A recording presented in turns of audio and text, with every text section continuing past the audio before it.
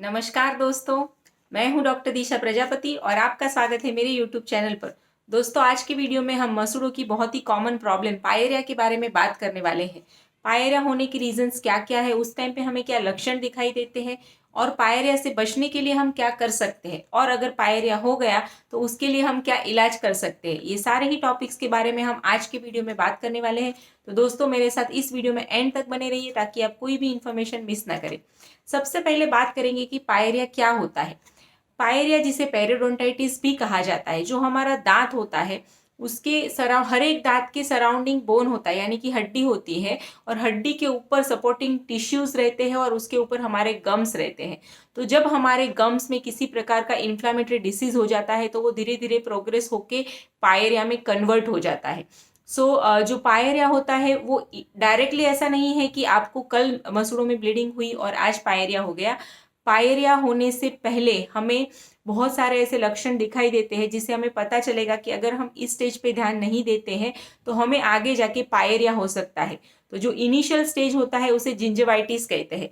Gingiva यानी कि आपके मसूड़े, और जिंजेवाइटिस मानी कि आपकी मसूड़ों में सूजन। तो जब आपको ये बीमारी होने की शुरुआत होती है उस टाइम पे आपके मसूड़ों में सबसे पहले रेडनेस दिखाई देती है, यानी कि आपके मसूड़े थोड़े से लाल दिखाई देते हैं। उसके बाद उसमें से ब्रशिंग के टाइम पे वगैरह ब्लीडिंग होने लगती है और धीरे धीरे आपके मसूड़े सूजने लगते हैं। तो इस टाइप के जो भी माइल्ड सिम्टम्स है वो जिंजाविटिस के टाइम पे हमें दिखाई देते हैं। अगर यही टाइम पे हम इसे रोक ले तो हम पेरियोडोंटाइटिस से ज़रूर बच सकते हैं। बट अगर हम जब जिंजाविटिस हुआ है उस टाइम पे अगर हमने ध्यान नहीं दिया है तो ये धीरे धीरे प्रोग्रेस होके पेरियोडोंटाइटिस हो जाता है, यानी कि पायरिया हो जाता है। तो ये प्रोग्रेस कैसे होता है बेसिकली, तो समझो ये आपका टीथ है और ये आपके गम से, आपका टीथ इतना सा ही बाहर दिखता है, बाकी का पूरा आपके गम से कवर रहता है। तो जब आपका मसूड़े और दांत का जंक्शन है वहां पर प्लाक फॉर्मेशन होता है। धीरे धीरे अगर वो प्लाक रिमूव नहीं हुआ तो वो टार्टर फॉर्म ले लेता है, यानी कि हार्ड हो जाता है। तो वो धीरे धीरे आपके नीचे के दांतों में मसूड़ों से रूट्स तक, यानी कि नीचे की तरफ फैलता जाता है और ऊपर के दांतों में आपके मसूड़ों के जंक्शन से ऊपर की तरफ फैलता जाता है। तो जैसे जैसे ये टार्टर जमा होता जाता है आपके मसूड़े धीरे धीरे आपके दांतों के ऊपर से लूज होने लगते हैं।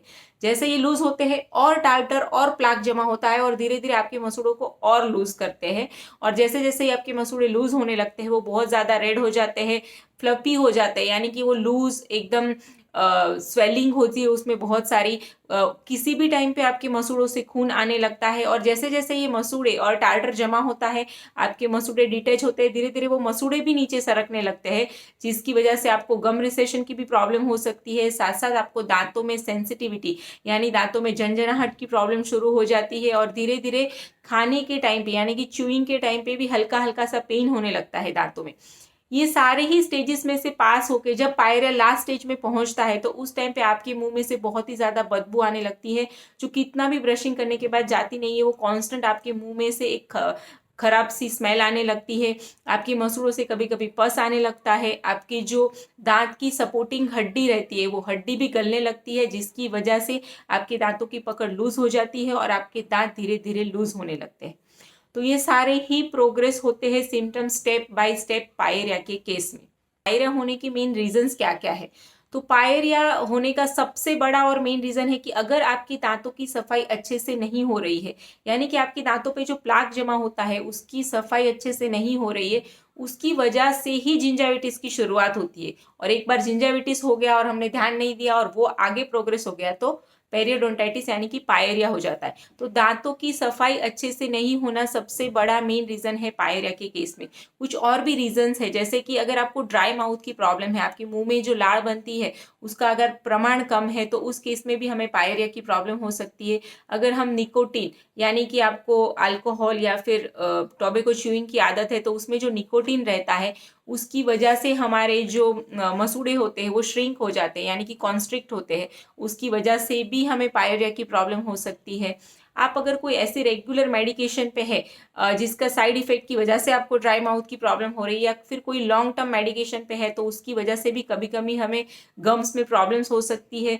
अगर हमारे बॉडी में न्यूट्रिशन की ही कमी है, जैसे कि विटामिन सी, विटामिन डी और कुछ मिनरल्स है जो हमारे दांत और हमारे मसूड़ों की हेल्थ के लिए बहुत ही ज़्यादा ज़रूरी है, अगर उनकी कमी हो गई है तो उस केस में भी हमें पायरिया की प्रॉब्लम हो सकती है। अगर आपकी फैमिली में जेनेटिकली किसी को आपके पेरेंट्स को या उनके पेरेंट्स को अगर मसूड़ों की बीमारी की हिस्ट्री रही है तो वो आपको भी ट्रांसफर होने के चांसेस रहते हैं। जो पेशेंट्स है जिन्हें डायबिटीज है या रूमेटॉइड आर्थराइटिस की प्रॉब्लम है, इस टाइप के पेशेंट्स का ज़्यादा रिस्क रहता है कि उन्हें पायरिया हो सकता है। ऐसा नहीं कि हर एक पेशेंट को होता है, बट वो पेशेंट हाई रिस्क पे होते हैं कि उन्हें भी पेरियोडोंटाइटिस की प्रॉब्लम हो सकती है। और अगर आप फीमेल है और आप ऐसे कोई hormonal high up and down से गुजर रही है, यानी कि कोई हार्मोनल इम्बैलेंस से गुजर रहे हैं, जैसे कि डिलीवरी है या आपकी प्रेगनेंसी है, मेनोपॉज है, तो उस टाइम पे भी हमें गम्स की प्रॉब्लम हो सकती है। तो ये ऐसे कुछ मेन रीजंस है जिसकी वजह से हमें पायरिया की प्रॉब्लम हो सकती है। दोस्तों, अब बात करेंगे कि पायरिया से बचने के लिए हम क्या कर सकते हैं। तो सबसे पहला है कि पायरिया होने का जो मेन रीजन है कि अगर आपके दांतों की सफाई अच्छे से नहीं हो रही है, तो उसी की वजह से हम ये सारी प्रॉब्लम्स को क्रिएट करते हैं। तो हमें 2 टाइम्स अच्छे से प्रॉपर ब्रशिंग करना है, स्पेशली रात को सोने से पहले, क्योंकि अगर आपके मुंह में वो प्लाक रह गया रात को, तो वो रात पूरे 12-14 घंटे तक आपके टीथ पे रहेगा, जब तक आप नेक्स्ट मॉर्निंग उठ के ब्रशिंग नहीं करते। रात की ब्रशिंग बहुत ज़्यादा इंपॉर्टेंट है। अगर आपको प्लाक की बहुत ज़्यादा प्रॉब्लम है, बहुत सारे लोग ऐसे होते हैं जिन्हें हर साल एक बार दांतों की क्लीनिंग करवानी पड़ती है, क्योंकि प्लाक और टार्टर का प्रमाण ज़्यादा है उनके मुंह में। तो उस टाइप के जो भी पेशेंट्स हैं उन्हें फ्लॉसिंग ज़रूर करना चाहिए, ताकि आप एवरीडे वो प्लाक को अच्छे से रिमूव कर सकते हैं, 2 दांतों के बीच में से भी। आपको एंटीसेप्टिक या एंटीबैक्टीरियल माउथ वॉश यूज़ करना चाहिए। आपके डेंटिस्ट की सलाह लीजिए अगर आपको समझ में नहीं आ रहा है कि कौन सा माउथ वॉश यूज़ करना चाहिए। और साथ साथ हमें हमारी टंग की भी क्लीनिंग करनी चाहिए। बहुत लोग टंग की क्लीनिंग अवॉइड करते हैं, बट हमारे जीभ पे भी बहुत सारे बैक्टीरियाज जमा हुआ रहता है। हमें टंग की भी क्लीनिंग उतनी ही ज़रूरी है जितनी हमारे दांतों की क्लीनिंग होती है।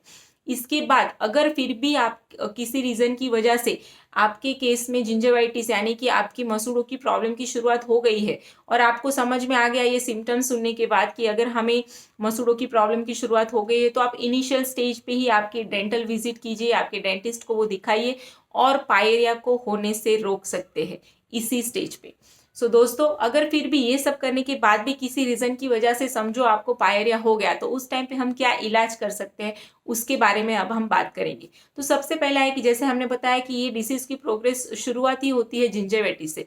अगर आपको समझ में आ गया कि मेरे मसूड़ों से ब्रश करने के टाइम खून आ रहा है, मसूड़े सूज रहे हैं, ऐसे कोई भी 1-2 सिम्टम्स दिखाई दे रहे हैं, तो आप इमीडिएटली आपका डेंटिस्ट विजिट कीजिए। वो आपका जो भी प्लाक और टार्टर है वो रिमूव कर देंगे, जिसे स्केलिंग की प्रोसीजर कहते हैं। वो किस तरह से किया जाता है उसका एक सेपरेट वीडियो है, मैं लिंक दे दूंगी, आप ज़रूर देखिए। स्केलिंग बिल्कुल भी हार्मफुल प्रोसीजर नहीं है, आप आराम से करवा सकते हैं। वो करवाने से आप इनिशियल स्टेज पे ही आपके दांत और मसूड़ों को उसी जगह पे अच्छे से कुछ भी डिसीज होने से रोक सकते हैं। अगर आप इनिशियल स्टेज में आपके डेंटिस्ट के पास जाते हैं, तो उस टाइम पे आपके दांतों की क्लीनिंग करके ही आपकी ये डिसीज को रोका जा सकता है। अगर समझिए आप ये डिसीज थोड़ा और प्रोग्रेस होने के बाद आपके डॉक्टर के पास गए हैं, बट आपकी जो हड्डी है दांतों की सपोर्टिंग हड्डी, अगर वो ज़्यादा नहीं गली है, तो उस टाइम पे भी आपके दांतों की क्लीनिंग होती है, डीप क्लीनिंग होती है। और रूट प्लानिंग करके एक प्रोसीजर आता है, जिसमें रूट पर से भी सारी डेब्रीज को हटा के उसे पॉलिश किया जाता है। एक टाइप का ट्रीटमेंट रहता है वो भी। तो स्केलिंग, डीप स्केलिंग और रूट प्लानिंग करके प्रोसीजर किया जाता है, जिसकी वजह से हम आगे होने वाले डैमेज से हमारे मसूड़ों को बचा सकते हैं। और अगर आप एकदम लास्ट स्टेज पे गए हैं कि जहाँ पर आपके कुछ कुछ दांत हिलने लगे हैं, आपकी हड्डी भी गल गई है और बहुत सारे सिम्टम्स डेवलप हो चुके हैं, तो उस टाइम पे भी इनिशियली क्लीनिंग, डीप क्लीनिंग करके आपके मसूड़ों को प्रिपेयर किया जाता है। और उसके बाद आपका फ्लैप सर्जरी करके एक ट्रीटमेंट होता है जो किया जाता है। अगर आपकी बोन की कुछ कुछ एरिया में बहुत ज़्यादा गल गई है, तो वहाँ पर बोन ग्राफ्टिंग की भी प्रोसीजर की जा सकती है। फ्लैप सर्जरी होती है, उसका मैं एक शॉर्ट इंट्रोडक्शन दे देती हूँ। उसमें आपके जो मसूड़े होते हैं उन्हें आपके दांत पर से हटाया जाता है, वहाँ से पूरी क्लीनिंग की जाती है। जहाँ पर बोन हड्डी गल चुकी है वहाँ पर बोन ग्राफ्टिंग की जाती है, यानी कि आर्टिफिशियल बोन इम्प्लांट किया जाता है वहाँ पर, और वापिस आपकी जो गम्स होते हैं उसे आपके दांत पे चिपका दिया जाता है, और वहाँ पर स्टिचेस दे दिए जाते हैं, और कुछ दिन के लिए उसे ऐसे ही हील होने के लिए छोड़ दिया जाता है। और उसके बाद आपको ये ट्रीटमेंट करवाने के बाद एक बार पायरिया ठीक भी हो जाता है, तो उसके बाद आपको एवरी 6 to 12 मंथ आपके डेंटिस्ट से फॉलो अप विजिट जरूर करना है। बहुत सारे पेशेंट इसे क्योर करवा लेते हैं, बट बाद में फॉलो अप करना भूल जाते हैं, तो समटाइम्स ये पेरियोडोंटाइटिस वापिस से रीग्रो हो जाता है। तो ऐसा बिल्कुल नहीं करना है, इसका ट्रीटमेंट भी करवाइए और साथ साथ उसका फॉलो अप भी उतना ही ज़रूरी होता है।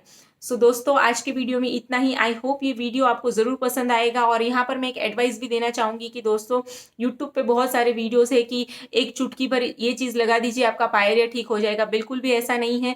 पायरिया किसी भी होम रेमेडी से ठीक नहीं किया जा सकता है।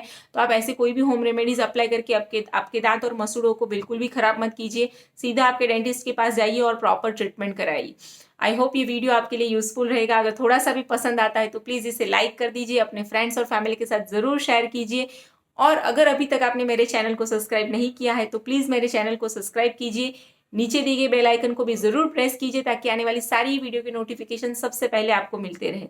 मिलते हैं नेक्स्ट वीडियो में। Till that keep smiling, bye bye.